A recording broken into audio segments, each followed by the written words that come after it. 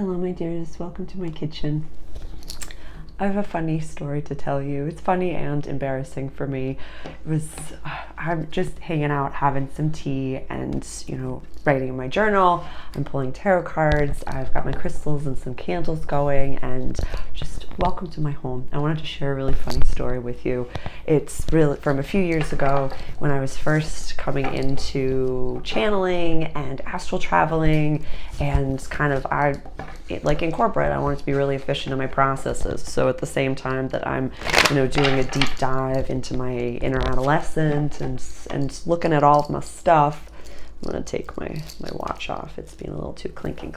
So this is okay. That one can sometimes be a little distracting, but I wanted to tell a funny story because there's a lot of information out there about processing your inner child and your inner teenager, and also the lens of going into a very telepathic world where, how when you're walking down the street and sometimes you see someone who's just really angry and you can kind of just feel it ahead of time, you're walking towards them and you're just whoa, there's a lot going on over there. Same thing for when someone's really acting in their inner child, or I find that when my inner adolescent is showing, I'll say things like, I don't want to go to work today. I don't want to do this. Instead of, I get to serve the world. I get to do all these things. So I want to tell a story for one of the first times that I really was connected in a transcendent, beautiful astral experience with all of these healing guides around me, and my inner teenager came out. So please go grab some coffee or tea. I have tea right now. I've already had coffee this morning. Got to the gym, gone to the grocery store. I'm meeting with a new client today. I'm really excited. And then I have a trade session this evening. So please go grab your coffee or tea. Jeffrey will be the pause for your video. Okay. If you want to pull cards as well, or journal, or just kind of hang out with me, whatever's best for you. This is just a funny, embarrassing story. So I'm in a healing. I'm in a virtual healing. I want to say this is kind of the beginning of 2021. The beginning of 2021, if you will. And I'm in a virtual healing. It was about an hour. And, usually when I have healing experiences, or back in the day, it would be so exciting because all of a sudden I was grounded, you're good. I would do all of my check-ins with my higher self. I'd bubble myself, I'd do my little thing, and then it was ta-ta, you're off. It was so much fun. I've, done different experiences with Utu, one of my guides, Utu or Ramatu, I'm not really sure. He has both names. One of them's he's one of the only ones that, aside from Jeffrey, that I kind of know his name. But for this one, I was in a healing, grounded, bubbled, did all the things, and a significant amount of interdimensional beings had come to me. They were very galactic beings, wearing, white garbs with red sashes. Some of them, I think the healer had said, some of them looked like toad people, not lizard people, but toad people. And it was very ancient and regal and royal, and it was so super cool.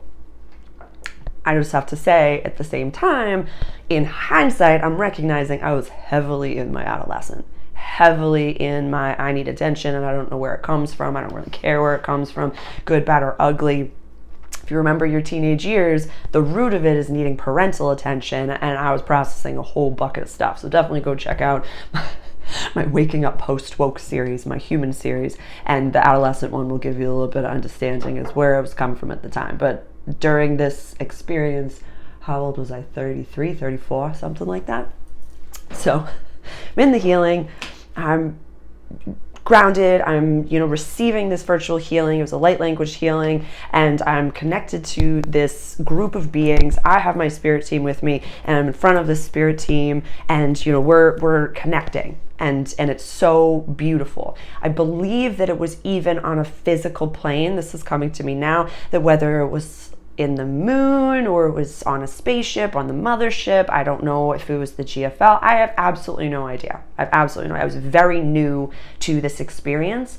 And when you're in this spiritual plane, when you're in the woo-woo, whatever you call it, you can do things your subconscious and unconscious kind of know how to do it. That's how I met, I used to call him Eli, but Charon, the boatman. So I had been doing work with him for many, many, many years, completely subconsciously and unconsciously, and now I'm really learning how to discern. So I'm getting ahead of myself. So I'm in the healing, I'm grounded and bubbled, I'm safe and protected. I have my spirit team behind me, and I'm connecting to a new group of interdimensional beings that are beings that exist. This isn't just, me connecting to my spirit team. This isn't me connecting to multidimensional versions of myself, my soul team, my spirit mama, my higher self, my future self. These were actual existing consciousnesses, beings from another time and space that were coming to me in this moment to give me the healing. And I was a vibrational match for them. We were all coming together. Like, I'm in awe of this moment I'm so embarrassed as I'm saying this. Okay, so I'm in my inner teenager in my human form. I'm connecting in ways that I had never connected before. And I'm sitting in this space with my entire spirit team and this other entire spirit team in front of me. And they are giving me information. We are talking in more accessible human ways, as if it's in a very telepathic space. But imagine that it was they were slowing it down for me so that I could understand, because usually telepathic communication is very and you just see an image, or you receive and understand the information as if it was this huge water balloon that just saturated you, and then all the information is just there. So in this time, because I was new to this, they were spelling it out like a typewriter. Like when you add captions to your videos, and you can read it out even though that you're listening. So it was very accessible for my human to go slowly and to discern what was going on. So they were being gentle with me. Everyone in the room was giving me the 101, and they were being gentle with me. And so I'm in this space, I'm in this healing, I'm in this amazing multidimensional space. It's a very telepathic space. So my vibe attracts my tribe. So I've got my VIPs behind me. I got all these people in front of me. And my inner teenager literally pops up as if I screamed it, as if I farted it in the room, and just goes, "Is this it? This is the healing? This is all you're seeing right now? I thought it was going to be way more than this. I thought it was going to be something like, you've been to Venus with Utu. Oh my, like, really? This is it?" Yeah, everyone heard that. So I have galactic beings in front of me that are just like, "Oh, okay, cool." And it just came up like a burp, like a belch. Like a belch, and it was in the room. I could see it, and everybody could feel it, and everyone could hear it. And I look at my team, and they're like, "No, this is you. This is you. This is where you are at. You're choosing not to process your inner adolescent in your human form, and this is what you get. This is your healing right now." How's healing feel, Sarah? You like this? We're here with you. We're standing behind you. Your spirit team and your higher self can sometimes be, actually, I'll say your spirit team, they can kind of be the helicopter parents, where they're like, "Doing great, sweetie. No, you had kale in your teeth the entire time, but you looked awesome, and we didn't want to interrupt your flow, so we just left you with the kale in your teeth." Yeah. And so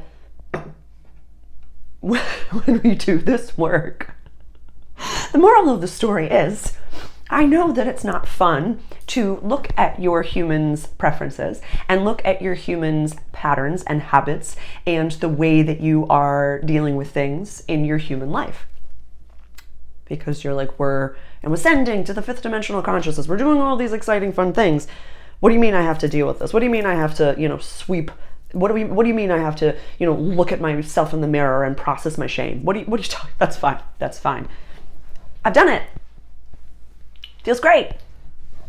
You can have it both ways and stay in your inner teenager and astral travel and connect to beings of other times and places and consciousnesses. And it feels very they're in awe of you that you're actually in human form and that you're processing things in both ways. So there is a level of acceptance and surrender from both sides. I just have to offer that to you. But I just hope that this story, this moment, can offer you a little bit of, maybe don't do it that way. Maybe spend a few minutes each day connecting to your inner teenager. Soon after this experience, and for the better part of a year, in my meditation, in my daily morning grounding routine, I had started to kind of utilize the mentality of look at everyone, look at your inner child, your inner teenager, your higher self, your future self, your soul mama, soul papa, whatever identity you have of them, whatever view you have of them, as your team. And, look at you're the boss. You gotta make sure everyone's doing okay on the back end. You can't go out and lead and give from an empty cup, so fill up your cup and make sure everything's fine. But it would literally be like, I check in with my soul, I would check in with my higher self, I would check in with my inner child, and then by the time I got to my inner teenager, I'd be like, what the F do you want? I just want to time out and say that I'm making a very massive effort not to swear anymore. And so I know that that's something that was a big part of my identity, and I've told stories so many times for many years, but I'm making it a big part of my focus right now to not swear. So I'm going to try to use little parables and stuff like that. I'd sit down with my inner teenager. What the F do you want? What the F do you need? No, sit down. Nope, I'm right here with you. What the frick do you want? What do you need? What do you need? And she'd be like, well, how are you going to make money? How are you going to do this? How are you going to do this? And be like, you are a figment of my body and imagination. You don't have to worry about those things. You can literally fly if you want. You can fly out the window and read a book in a tree. What are you worried about? I got this. I can handle this. I'm the one in human form. What the frick do you need? Sit down. What do you need right now? You need attention? I'm giving you attention. I'm literally here with you every single frickin' day. For the better part of a year, I did this. And it takes however long I was just talking for, maybe 60 seconds or something like that. So know that certain parts of what you do have to do, looking at your role in things, looking at your role in what has happened to me. Oh, wait, I contracted that so I could develop more?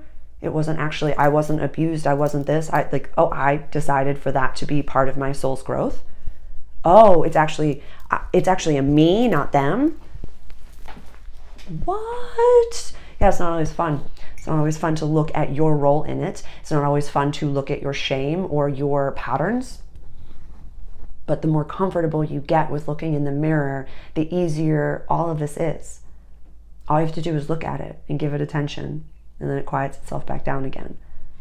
My inner teenager was roaring for attention, and she did it in a very, for me, embarrassing way, but I think for the story, it's all worth it in the end.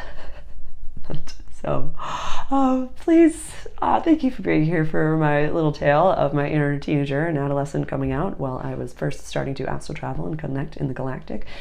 What are some of your stories, or what other stories would you like to know about? What issues or troubles or confusions or, interests do you have that I can help offer, and see if I have a little tale in the back end of oh no, I've been there and this is what it feels like, because it's not always fun.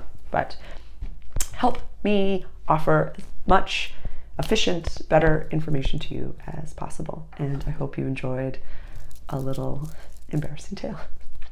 Ciao, ciao.